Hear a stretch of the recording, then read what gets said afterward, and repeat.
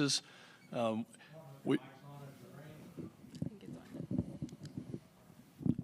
don't have.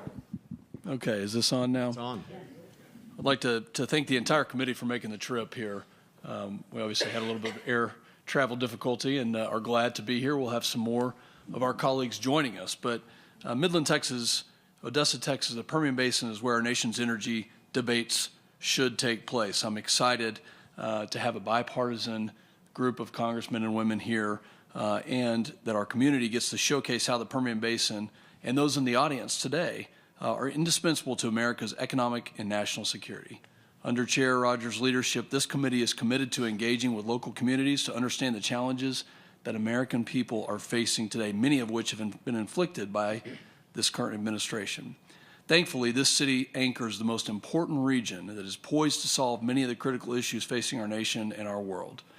If you listen to the White House, oil-producing regions are greedy and unpatriotic, but nothing could be further from the truth as we look out into the crowd today. The story of the Permian Basin is one of innovation.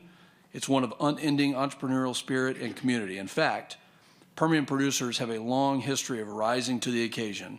Extraordinary cooperation between the U.S. government and American oil companies is what helped win World War II, as Permian crude literally fueled General Patton's infiltration of the German border and eventually the defeat of Hitler. It is often quipped that that war was won inch by inch, and that's true. The U.S. launched two incredible pipeline construction projects, the Big Inch and the Little Big Inch.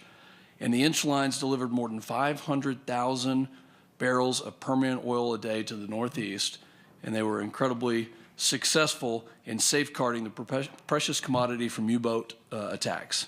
Those pipelines are still in use today. Again, in 2008, another engineering feat allowed Permian producers to rise to the occasion when hydraulic fracturing and horizontal drilling enabled the U.S. to significantly increase production of oil and natural gas in what is known as the shale revolution. This put OPEC on its heels. It established U.S. as the energy dominant country in the world. It gave us an indispensable tool for national security. In 10 years, production in the Permian has grown from well under 1 million barrels a day to over 5.5 million barrels presently. That is 40+% of total U.S. production and 7% of the world production.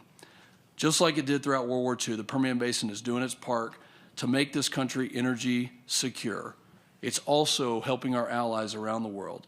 You cannot understand U.S. energy dominance without visiting the Permian Basin.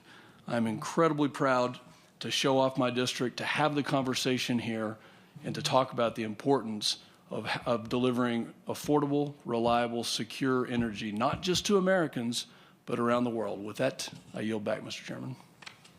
I thank the gentleman for having us and for your comment.